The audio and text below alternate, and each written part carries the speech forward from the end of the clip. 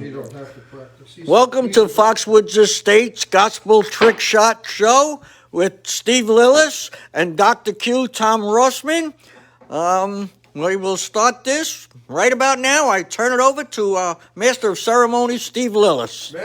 Well, welcome to the Gospel Trick Shot Show, everybody, and welcome GTS Rack Rooms, Facebook Live, and we have some fine folks here from our host, Ed and Dan. And the name of your place, Ed, is what? Foxwood Lake Estates. Foxwood Lake Estates in Lakeland, Florida. And this is our 6th stop on our 11-stop tour.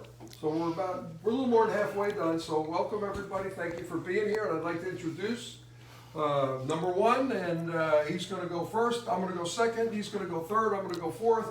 He's going to go 5th, and I'm going to go 6th. So we're going to keep rotating, and no more than 2 or 3 shots. And we're going to go back and forth, so nobody gets tired, because this is our 6th show. So we'll just go back and forth, and enjoy the show. And God bless you. And Dr. Q, take over. Yeah, well, I'm going to take a nap so y'all can just enjoy. Okay? Well, anyway, it's great to be here. So thanks for having us in. And I'll start out with a few basic, simple things. Most of you play this game, I'm sure, that are sitting here. But there might be a few of you that really don't play a lot, and maybe nobody's ever showed you some basic mechanics of the game. So let me just explain a few basic mechanics. Okay, first of all, you have your cue stick. You have a tip. The best tip is a cue tip. Works great. It's got fiber in it. Don't put it in your ear, though, okay? Second one, and by the way, a lot of times I'll do jokes that aren't funny, so I want to make sure that if you hear something that I think is funny, but you think it's not funny, you're correct. Charlie Mays, is there a doctor in the house? I have to compel to laugh. However, Walter is my translator for laughter.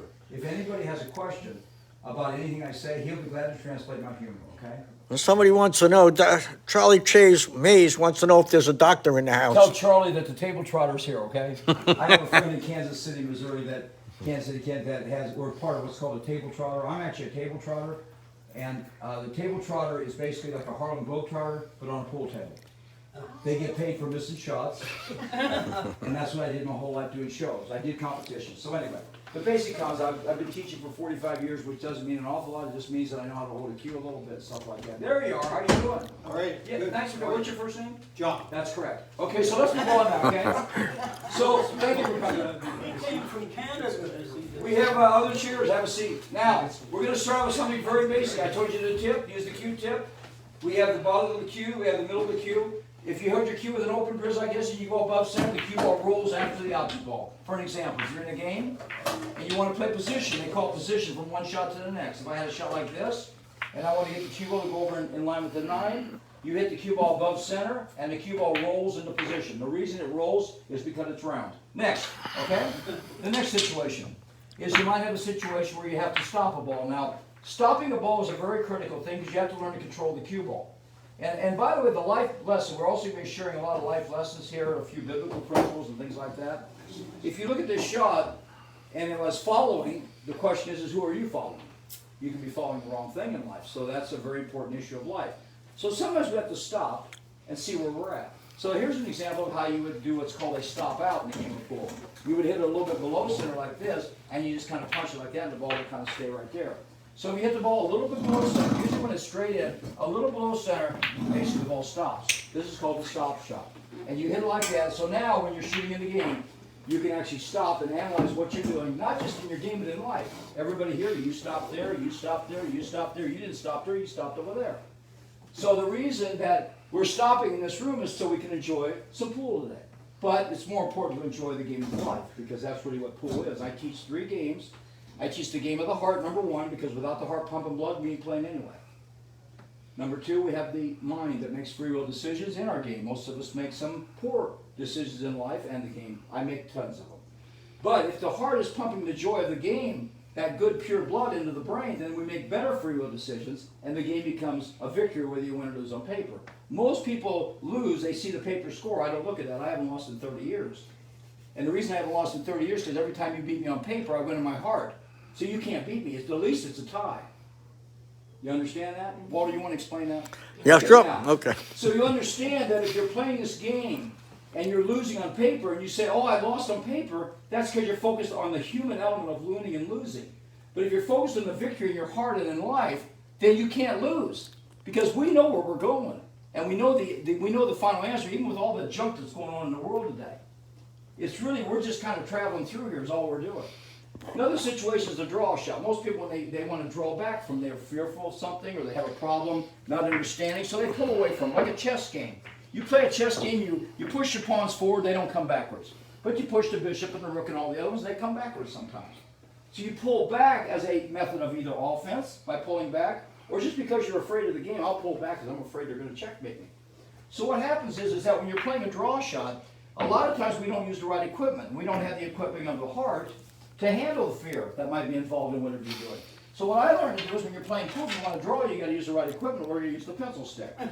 Now the pencil stick, you notice that's a real eraser. Could you check that out? Yeah, and you see it's actually been used because the kids, when they see this, they don't actually believe that's a real eraser. Real eraser, you've seen that before. So the real eraser, the pencil stick, number 2 lead, by the way. You want to check that out, verify it? Yeah. And is there lead on the other end? And is there what? Lead on the other end? Well, yes, we're going to get to that now. How did you know that? I knew. This is my show, by the way. So anyway, we're going to do it. So anyway, you miss a shot, and of course you learn to erase the shot when you miss it. Okay, that's all you do. Now let's assume you want to draw this ball. There's 2 ways to draw the ball. If you're into art and music and on the right side of the brain, we can do a 2 1/4 inch control draw. Now, what does that mean, a 2 1/4 inch control draw? By the way, if I talk too fast, listen quicker. So here's what we're going to do now. So that was a good one. Now, They didn't need interpretation. no. So I'm going to show you a right brain draw. The cue ball is 2 1/4 inches in diameter. I will now do a 2 1/4 inch control draw.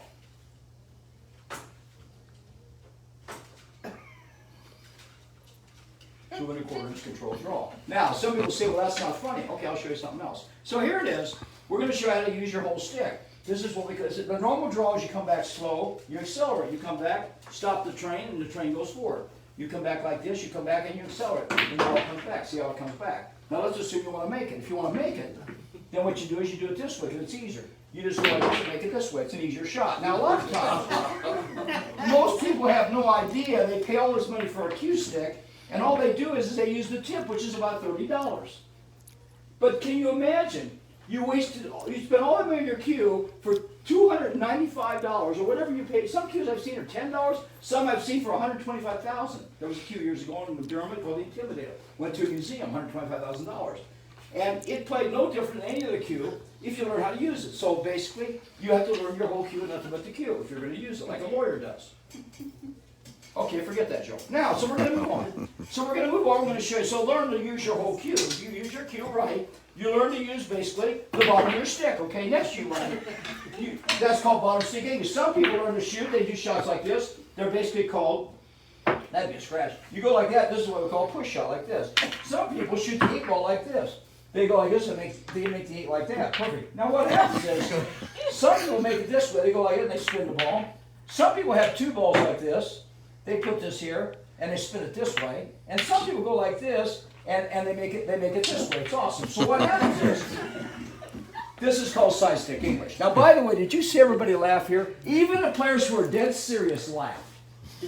How can you laugh at somebody who just did something that's totally illegal? Because the joy is bubbling in your heart and you have no choice. I don't care what kind of player you are. You could be the run-out player of the century, the best player in the world by human standards, and you still can't restrict the laughter and the joy. That's something everybody needs in life. We were given that at birth. There's something that yearns in our heart for joy. And when we get so into the world where we clutter it up with all the junk, and now we got to deal with the COVID,